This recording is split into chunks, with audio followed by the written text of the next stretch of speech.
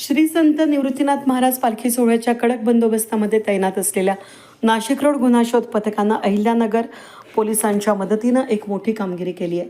श्रीरामपूर या ठिकाणी तरुणावर भर दिवसा गोळीबार करून दुचाकीवरून नाशिकच्या दिशेनं फरार झालेल्या 2 सराईत गुन्हेगारांच्या मुसक्या आवळण्यामध्ये पोलिसांना यश आलंय. चेहडी जकात नाक्यावर पोलिसांनी मोठ्या शिताफीनं ही कारवाई केली. अक्षय किरण कपोते आणि अभय सुरेश ससाने दोघेही हे श्रीरामपूर येथील राहणारे असून त्यांना अटक करण्यात आलेल्या सराईत आरोपींची ही नावं आहेत.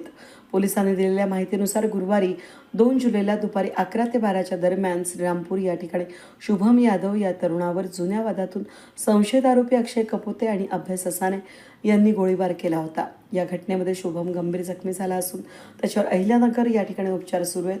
गोळीबार केल्यानंतर दोघे आरोपी पल्सर मोटरसायकलनं नाशिकच्या दिशेनं पळून गेल्याची माहिती अहिल्यानगर स्थानिक गुन्हा शाखेचे वरिष्ठ पोलीस निरीक्षक संतोष मुटकुळे आणि फौजदार महादेव गुठ्ठे यांनी नाशिक रोडचे वरिष्ठ पोलीस निरीक्षक जितेंद्र सपकाळे यांना फोनवरून दिली. आरोपींचे फोटो व्हॉट्सअपवर त्यांनी पाठवले.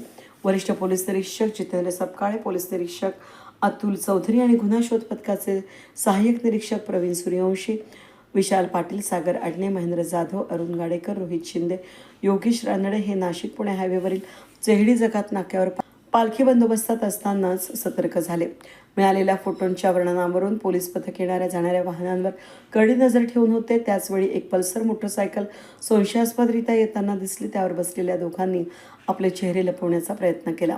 संशय आल्यानं पोलिसांनी त्यांना थांबवण्याचा इशारा केला, मात्र पोलिसांना पाहून त्यांनी पळून जाण्याचा प्रयत्न केला. त्याचवेळी दबा धरून बसलेल्या गुन्हा शोध पथकाच्या कर्मचाऱ्यांनी झडप घालून दोघांना जाळ्यात ओढले.